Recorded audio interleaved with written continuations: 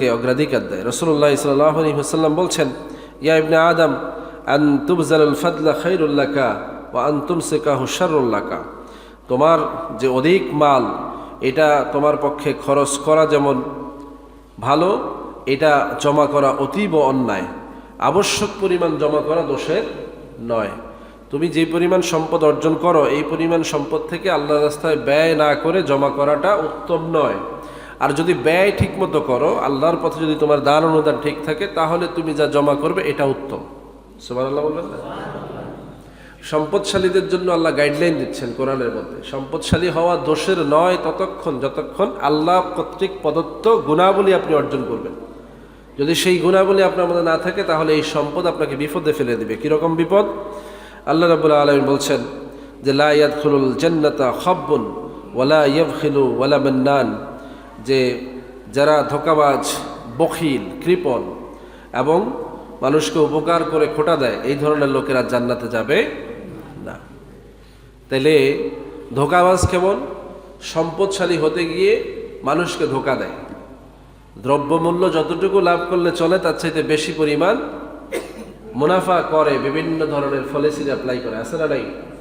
মাল মজুদ করে, মজুদদার যারা, গোডাউনজাত করে যারা, সারা দেশে সিন্ডিকেট, এই যে এখন দ্রব্যমূল্যের ঊর্ধ্বগতি, এইরকম করে যারা দ্রব্যমূল্য বাড়ায় ব্যবসা করতেছে, এরা কি ধোঁকাবাজ। আর একদল আছে এই সময়ও এই সুযোগে টাকা পয়সা বানায় নিচ্ছে, আছে না?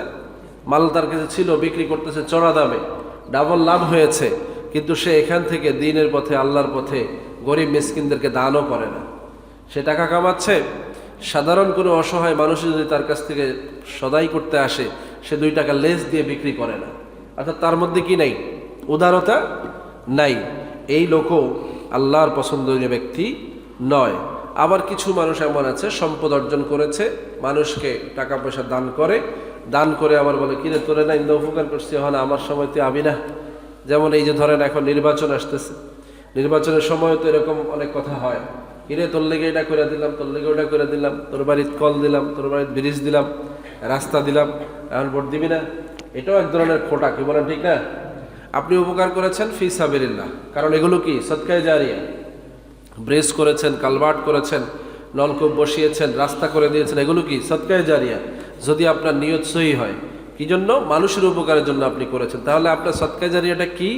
আপনি মরে গেলেও এর সওয়াব আপনার কবরে যেতে থাকবে। আর যখনই আপনি এটার বিনিময় চাইলেন, রাস্তার বিনিময়ে ভোট চাইলেন, ব্রিজের বিনিময়ে ভোট চাইলেন, কিংবা এর বিনিময়ে আপনি অন্যের কাছ থেকে সাধুবাদ আশা করলেন, স্লোগান আশা করলেন, আপনাকে বড় নেতা বলবে বা আপনাকে সমাজের বড় নেতৃত্ব দিবে, আপনাকে প্রশংসা করবে, এরকমটা আশা করলেন, এরকম বিনিময় যখন আপনি চাইলেন, তখন আপনি ওই যে সদকায়ে জারিয়াটা নষ্ট করে দিলেন।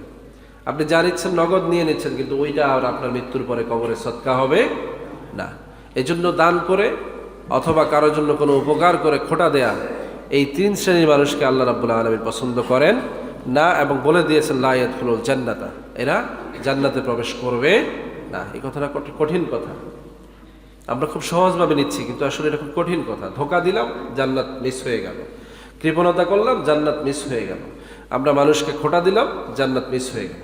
অথচ এই 3টা কাজ আমরা কতটা অবলীলায় করি, কি বলেন ঠিক না?